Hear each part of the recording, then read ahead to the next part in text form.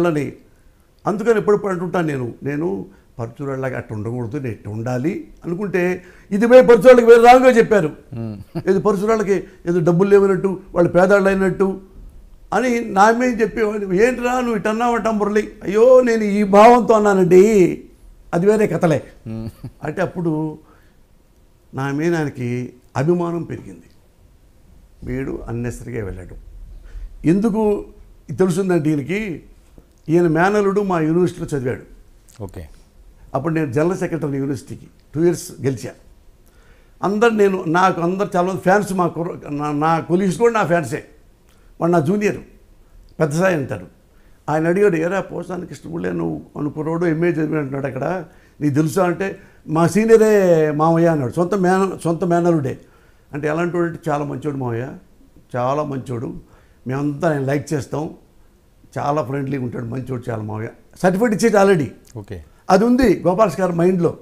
వీడు అట్లా ఉన్నా కానీ మనిషి మంచోడు, చీటర్ కాదు, ఇట్లా పిచ్చి పిచ్చి వేషాలు వేయడు, ముందు రకంగా వెనక రకంగా బిహేవ్ చేయడు అని ఆ పిల్లడే చెప్పాడు. పెద్ద సాయి అబ్బాయి నా ఫ్రెండే, అంటే గోపాల్స్ గారి అక్కయ్య కొడుకు. అది గోపాల్స్ గారికి నేనంటే తెలుసు కాబట్టి ఉండగలిగా. ఓకే మురళి గారు, ఇన్ని సందర్భాలు ఎదురైనాయి మీకు. మీరు అన్నారు కదా డబ్బులు వస్తేనే బలుపు వచ్చింది పోసానికి, అప్పుడు ఏముందో నాగిరండి, జేబులో పావులు వస్తే పినిచి పెట్టుకునేవాడు, పావులు కింద పడిపోయిద్దని.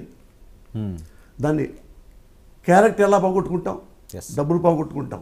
క్యారెక్టర్ పోగొట్టుకుంటే ఏమంటే ఒరే లంగాగా ఇట్రా అంటారు. అంటలో అప్పుడు చాలామందిని, అవును చాలామంది అంటలేదా సార్? సార్ అప్పటి నుంచి ఇప్పటి వరకు సుదీర్ఘంగా 35 సంవత్సరాల ఇండస్ట్రీతో మీకు అనుభవం ఉంది. ఆ తర్వాత ఏదో ఉద్యోగాలు చేశారు, బాల్యంలో చాలా ఇబ్బందులు పడ్డారు. సో ఈ ఎంటైర్ ఎపిసోడ్లో ఎప్పుడైనా ఎందుకులే నేనే కాస్త మారితే బాగుండు కదా, ఎందుకు ఇవన్నీ కూడా మనకి, అది రేపు ఏమైనా ఇబ్బంది అవుతుందేమో, నా కెరీర్ పోతుందేమో అని చెప్పి, కరెక్ట్ సింక్ అవ్వట్లేదేమో అని చెప్పి భయపడిన సందర్భం, ఆలోచించిన సందర్భం, మార్చుకుందాం మన మనస్తత్వం అనే ఆలోచన ఎప్పుడు రాలేదా ఇన్ని సంవత్సరాలు? ఎప్పుడు రాలా. దేనికి, ఎందుకంటే అంత బలమైన కారణం? బలమైన కారణం ఏముంది, నేను ఇలా బ్రతకాలి, ఇలాగే బతుకుతా, లంగా పనులు చేయను, పక్కలేసే పనులు చేయను, బ్రోకర్ పనులు చేయను, చీటింగ్ చేయను, కబ్జాలు చేయను, ఫిట్టింగ్లు పెట్టను, నేను బాగుండాలి, మా కుటుంబం బాగుండాలి, మా అమ్మ నాకు నేర్పింది ఇది, మా అమ్మ చూసి నేనే ఇలాగున్నా అలాగే. అంటే మా అమ్మ కూడా ఎప్పుడే తప్పు చేయదు.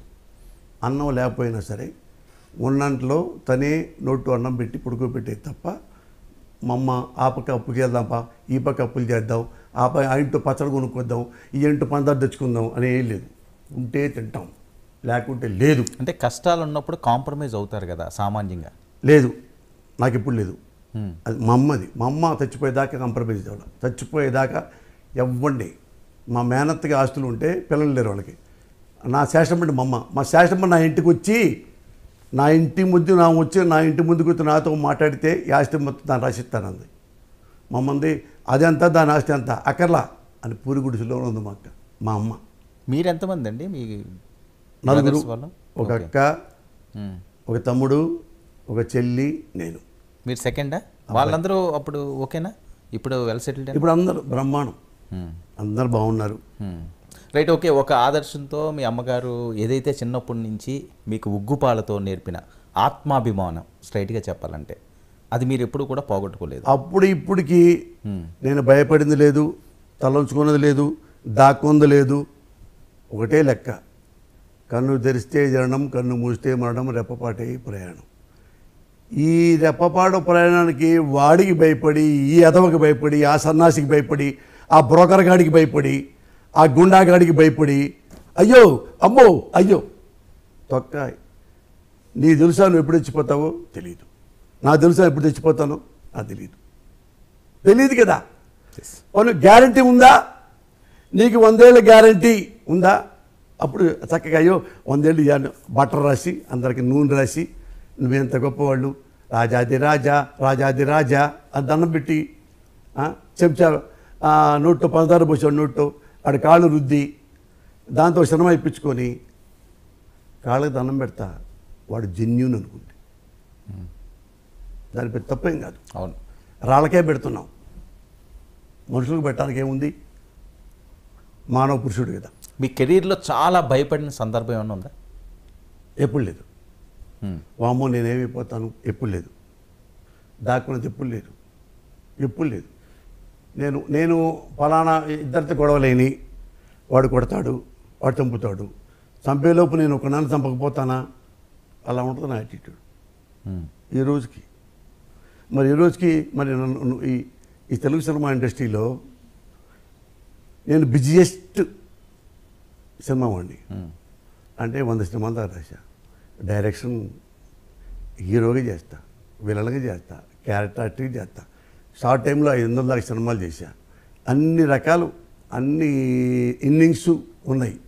అంత బిజియెస్ట్గా ఉంటూ కూడా జగన్ గారి నేను అభిమానిని కాబట్టి, వృతాభక్తిగా జగన్ గారితో నేను ఉంటా కాబట్టి, జగన్ గారిని సపోర్ట్ చేస్తే, జగన్ గారి కోసం నేను ఇంకోళ్ళు జగన్ గారిని ఎవరు విమర్శించారో వాళ్ళని నేను విమర్శిస్తే సినిమాలు ఉండవు, సినిమాలు వద్దు, నువ్వు ఏలొద్దు అన్నా కానీ ఏమయ్యా దేవుడు నాకు ఇంత డబ్బులు ఇచ్చాడు, ఇంత పేదోడికి ఇంత డబ్బులు ఇచ్చాడు.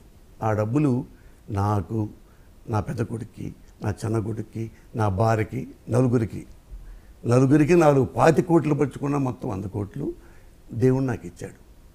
ఇది ఇప్పుడు కూడా తెలియదు నాకు సున్నాలు ఎన్ని ఉన్నాయో 100 కోట్లకి. ఈ రోజుకి నాకు తెలియదు. డబ్బులు వచ్చినాయి. ఇప్పుడు ఎవరో నాకు బాగా ఇష్టమైన ఒక జగన్మోహన్ రెడ్డిని అన్నెసరీగా అంట జెన్యున్గా విమర్శిస్తే నేను కామెంట్ చేయను, గ్యారంటీ చేయను. ఓకే, ఖచ్చితంగా రాజకీయం అనే అంశానికి వద్దాం సార్. సో మీరు ఆ రకంగా పెరిగారు, మీ పిల్లలు పరిస్థితి ఏంటండి? వాళ్ళు ఏం చేస్తున్నారు? మా పిల్లలు, నేను పిల్లలకి ఇద్దరికి చెప్పాను, ఒరేయ్ మీరు సినిమా ఇండస్ట్రీలో ఉండాలనుకున్నారనుకో ఉండండి.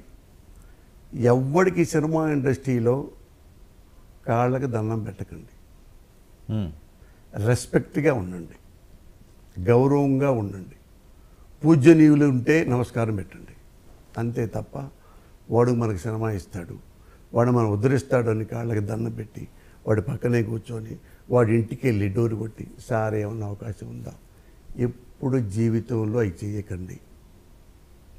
మీరు చేసుకోవాల్సింది ఏంటంటే డే అండ్ నైట్ కష్టపడాలంటే నువ్వు చదువుకో, ఇంకా సినిమాలు చూడు, ఇంకా బుక్స్ చదువుకో. ఎంత స్టఫ్ నువ్వు నీ గుండెల్లో పెట్టుకోగలిగావో అంత స్టఫ్ పెట్టుకో. ఎవరైనా అవకాశం ఇస్తే అప్పుడు సక్సెస్ చూసుకో.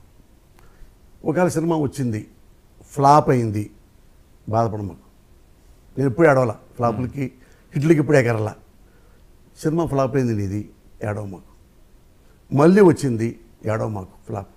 మళ్ళీ వచ్చింది ఫ్లాప్, ఏడవమాకు. ఇంకో పని చూసుకో. సో ఇద్దరు పిల్లలు ఇప్పుడు ఇండస్ట్రీలో ఉన్నారా? ఇద్దరు లేదు, ఒక అబ్బాయి ఉన్నాడు. ఆ పిల్లడు ఏంటంటే యాక్చువల్గా +2 చదివి బీటెక్ చేస్తున్నాడు. చేస్తంటే వాడికి ఏంటంటే మా నాన్న సినిమా ఇండస్ట్రీలో ఉన్నా కదా, వాడికి ఒక సినిమా ఇంట్రెస్ట్ ఉండేది. బాగుంటాడు అందంగా హీరోలాగా, వాడికి 2 సినిమాలు కూడా వచ్చింది హీరోగా చేయనన్నాడు. నాకు ఇష్టం లేదు. అందుకని వాడు ఏం చేశాడంటే హాలీవుడ్లో లాస్ ఏంజల్స్ వెళ్ళి 1.5 year కోర్స్ చేసి ఇచ్చాడు. 1 crore పైగా, చాలా కాస్ట్లీ. చేసుకుని వచ్చి హాలీవుడ్లో ఇంగ్లీష్ సినిమా అసిస్టెంట్కి పనిచేసాడు. ఇక్కడికి వచ్చి మా కోటాల శివ